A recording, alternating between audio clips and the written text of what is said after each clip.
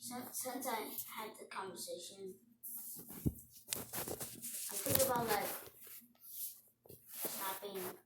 stopping the game, like not to like do work, but like just to think about what I've been doing, and maybe even like doing stuff that I haven't been doing and it's kind of bad.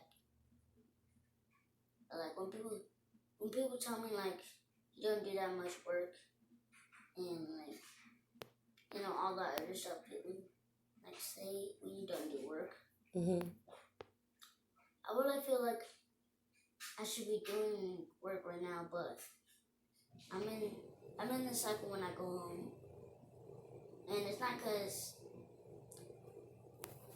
I want to be in the cycle. I want to be in the cycle, but sometimes I feel like I shouldn't be in the cycle. What cycle? So cycle like when I come home, like just what you told me, like what would you do if like I had nothing to do, if I had no work. It would basically be the same. It's basically the same cycle. Just come home, snack, video game, TikTok. Yeah, and sometimes when I'm doing either of those, whether it's playing games or watching videos or doing TikTok, and at least one of those topics, I'm thinking I should really be doing work right now instead of doing something fun that maybe even I should be doing. And then when mommy says do something productive, you're kind of like mad because you're like, I should have made that choice myself. And now I'm mad because I got to stop the game and go do that. But the reality is I knew I should have. But I was so sucked into the cycle of gaming. And so then you get kind of disappointed in yourself. Like, I knew better. I should have chose a better option. But here's the thing. The cool thing is that's why you have mommies and daddies, to help you not get sucked into the cycle. But at 9 years old, the cycle is pretty cool, right? But the cycle is kind of like a big ocean, and it'll pull you in. But mommy and daddies are lifeguards that throw you out of a little buoy and say, come back. And the sand on the beach is not fun and hot like the water and the cool waves. But every once in a while, you got to come and dry off so that you don't drown. Okay? So piano is just me asking you to come to the beach and cool off. It's not me trying to be mean. It's just me saying, hey, take a little break from the water so that you don't drown or get dehydrated. So, like, come and drink some water, come put on some sun, you got to do some of the non-fun stuff so that you can get back to the fun stuff. One thing you don't have to say when we have these kind of conversations are like I forgot what you said. It was like something about like. That's why you have mommies and daddies? No, it was like. Dang, I forgot what you said. It was like during when you were talking about the beach, like and taking a break. Oh yeah. That's all. But like you said, because it's not. Oh yeah, I remember. You said because it's not like you're trying to get mad at me for not doing stuff. I know you're not trying to do that, so you do not have to say that. Anytime this is because I already know you're not trying to do that. You're trying to like have me prepared for the real world and actually know what you're trying to do.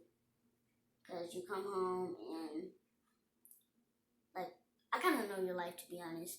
Like first you have to wake me up and then like you kind of like rest before the big day and then you go to work. Have to work for a long time and come back in the afternoon and have to do like laundry or the dishes or anything you have to do, and then there's only like a little bit of time for you to like talk and have fun with the family, and then gotta set up for the night time and then go to sleep and do it all over again. Sometimes I even feel bad for you. Well, you don't have to feel bad for me because I want to do those things, right? They're not fun things, but they're awesome things because it's I chose to be a mom because I wanted to be better, right? So you are my better than me, right? So there's some things that I didn't do right as a kid, and I didn't grow up to like make the decisions that I really wanted to or live the life that I really wanted to. So I had you. You're my hope for a better life.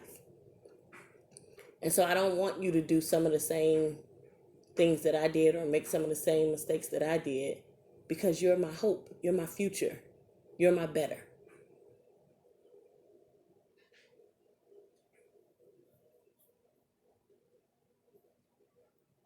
How does that make you feel? I mean, it makes me feel good. I'm not gonna lie. It kind of makes me feel good, but like not in the way other people say it. Like I'm not trying to say I'm mad at you for like thinking I'm the better child than like you were back then. But like when people tell me that kind of stuff, I'm not like all exciting and happy as people say in like books or movies and stuff, or like whatever like grown-ups and teachers say, like kindergarten teachers in second grade, third grade, fourth grade, whatever grade you're in. They talk about like when someone says something nice to you, be as gratitude as possible, but I'm not really that kind of guy, and I'm not trying to say I'm mad at people for telling me that I'm good and like I do some things where I just like I'm not the kind of person that like really reacts to that. I'm not the kind of person that's just like, okay, thank you, and it's not like I don't care. It's just I don't know how to react to it. Okay, thank you, and I keep doing what I do. So you're just having a hard time receiving praise for just being you.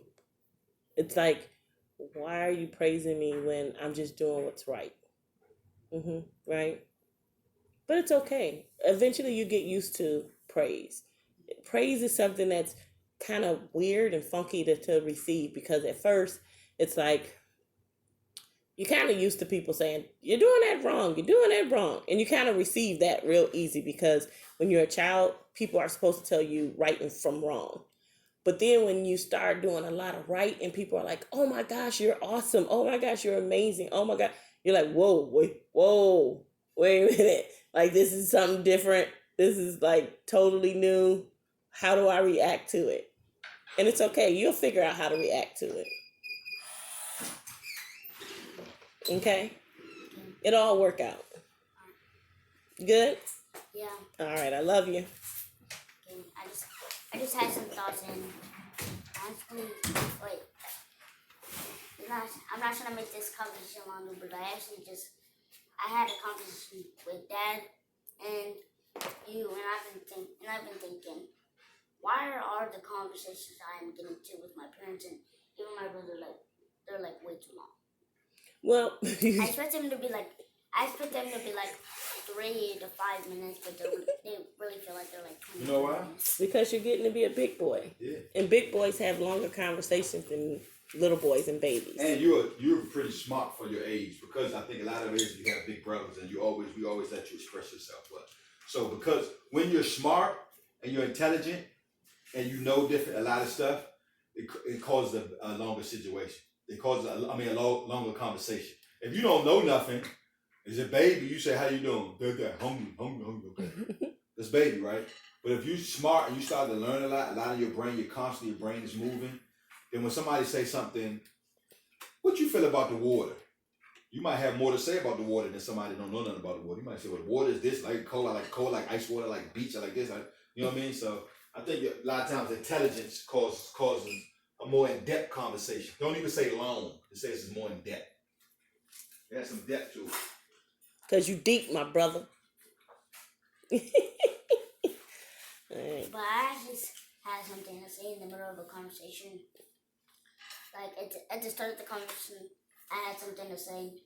Like when you said like it prepares you, the like stuff you don't want to do prepares you for what you're gonna do as a grown up. Mm-hmm.